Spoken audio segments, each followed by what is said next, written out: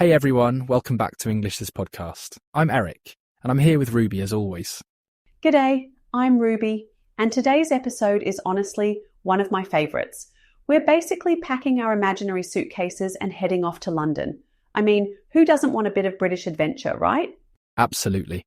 We're diving into all the English you'll need for a trip to the UK, airport phrases, hotel check-ins, getting around, and of course, a few cultural curveballs. Plus, we'll share some of our own travel mishaps. So stick around for a bit of learning and, hopefully, a few laughs.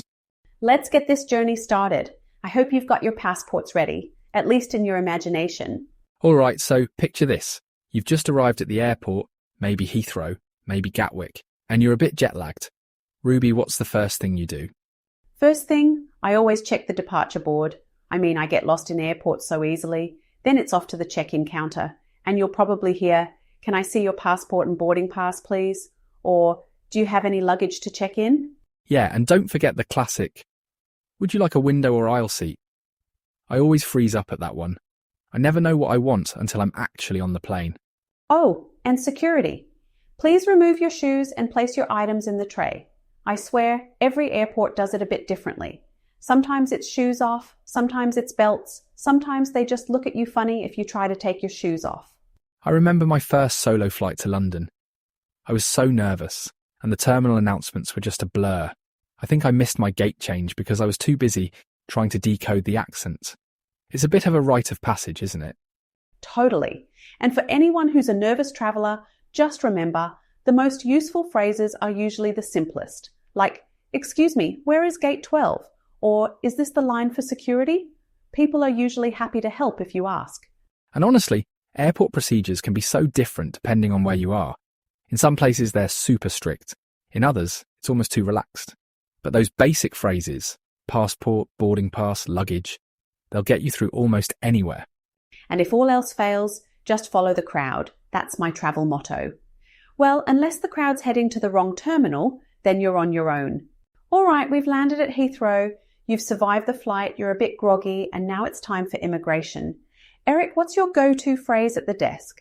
Usually something like, "Good morning, here's my passport." And then, "I'm here on holiday." Keep it simple, keep it friendly. After that, it's off to baggage claim. Always a bit of a lottery, isn't it? Oh, totally. And then hotel check-in. I always say, "I have a reservation under the name Ruby." And then they ask for your ID or credit card. Sometimes I get flustered and hand them my driver's license from Australia, and they just look at me like, "What's this?" Classic. And don't forget to ask, "What time is breakfast served?" Or, "Is Wi-Fi included in the room?" That's a big one for me. Oh, and could you please call me a taxi, if you're feeling fancy? I once asked for the restroom at a London hotel, and the receptionist just pointed me to the nearest loo. I was like, "Right, Lou, got it." It's those little language differences that trip you up. And when you're out exploring, you'll need to ask for directions. "Excuse me, how do I get to Big Ben?" Or, "Which line should I take on the tube?" The underground can be a maze, but people are usually happy to help if you ask. And don't forget the buses. Is there a bus stop nearby? Or does this bus go to Oxford Street? Oh, and always check which side of the road the traffic's coming from. I nearly got run over my first day in London because I looked the wrong way. Rookie error. And pro tip, always carry an umbrella. London weather is, well, unpredictable at best. All right, let's talk about the fun stuff. British words and customs. So, loo is bathroom, crisps are what Americans call chips, and chips are fries. It's a whole new world of snacks. And don't forget cheers. It's not just for toasting drinks, it's also a way to say thank you. Like if someone holds the door for you, you just say cheers. It's very British. And the food. If you order a biscuit, you'll get a cookie.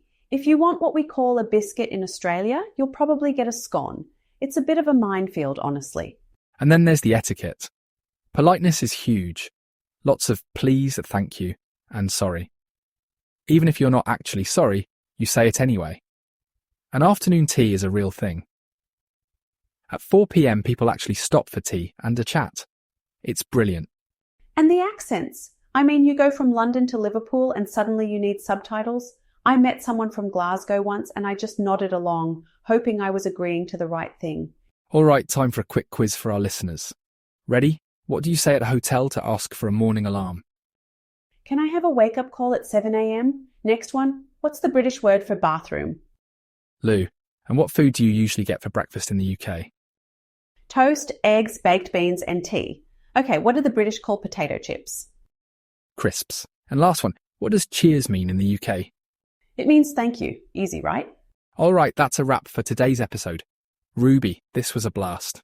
So much fun. I hope everyone picked up some handy phrases and maybe a bit of British charm along the way. If you enjoyed this, don't forget to subscribe, leave us a review, and share it with a mate who loves travel or language. We'll be back soon with more English adventures.